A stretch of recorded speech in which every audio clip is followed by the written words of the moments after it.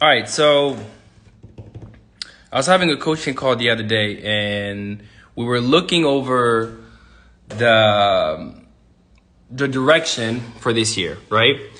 So we're looking at his impossible game, we're looking at his monthly missions, we're looking at his weekly wars or his weekly fire, weekly focus.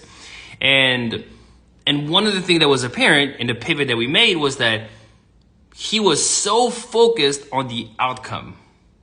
Now, the hardest thing about an outcome when you're so early in the year is that you can feel so overwhelmed, right? And you start almost to panic because you feel like you're not going to reach the direction that you're going to, right? And so if you focus, that's what I told him, I was like, if you focus on the outcome, you will kill yourself. Like you'll die and you'll become a dragon and just burn everything, right? Because that's the thing, right? Whenever you are a dynamic leader, you have this fire inside of you. And when you're so zeroed in, so focused on the outcome, you get to this place where you're just grinding and pushing and you get fuel and power and energy inside of achievement that you just get like this, like blinders, boom, boom, you focusing here. And you have so much energy that sometimes what happens is you turn into a dragon and you just burn everything around you because you're so focused on the outcome. Or if you don't reach the outcome, you fight even more, right? Because dynamic leaders don't often shy away. They double down. They fight more active, more energy, push more, right? What I encouraged him to do was to focus on the activity. Because you don't always control the outcome. And if you're so focused on the outcome, sometimes what will happen is like you get to a place of you don't reach the outcome and you get depressed or you get ashamed, and because you had so much intensity towards the direction, you burned your family and you still had nothing to show. And so what we talked about was like being able to focus on the activities because you control the activities, not always the outcome.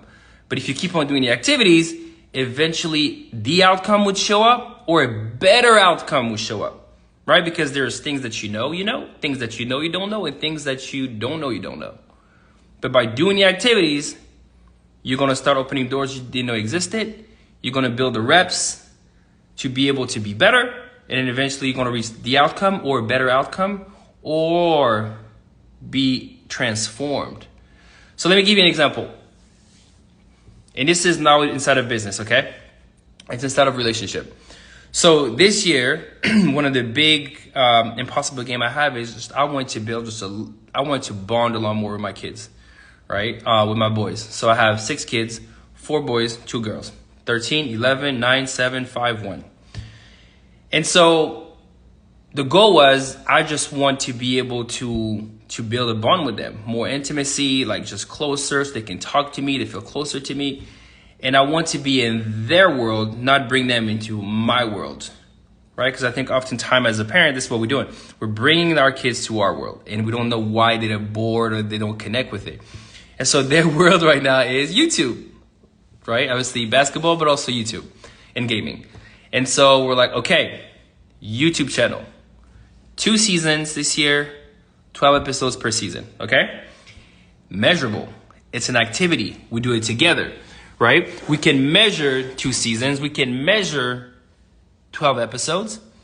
And what that does is that creates an activity that we're doing together that I can measure and then see how we're doing to eventually get to the outcome of us being closer.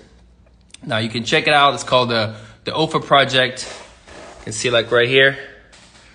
The OFA Project is the link in the bio and you can see it.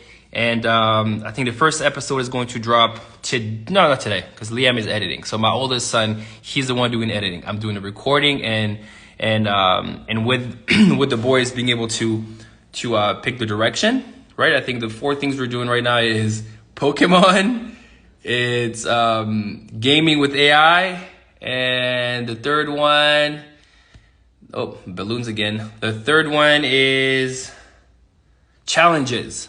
So those are the 3 different categories that we're working towards. And my oldest son is the one doing the editing, and he does a pretty good job right now. And so those are measurable things, activities that we can do so that eventually we can get into the outcome, right? But I'm not so focused on the outcome.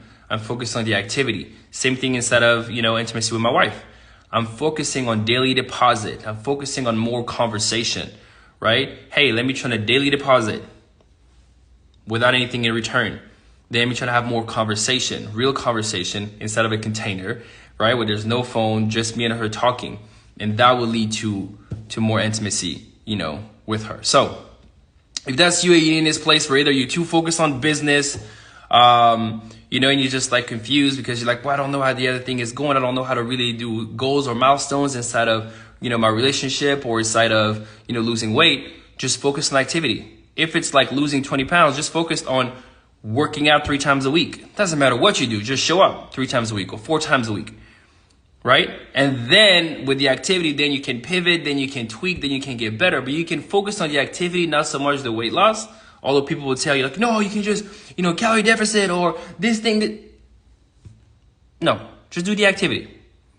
Right? Work out every day. Work out 4 times a week. With your family, just do daily deposit. Do something where you have an activity that you can do consistently, that you can measure the activity. And the activity hopefully will take you to the outcome. But don't focus on the outcome because it'll make you go crazy. All right? Okay. It's Julian Marion signing out. Saying remember to release it, be seen, don't hide. Talk to you soon. Bye.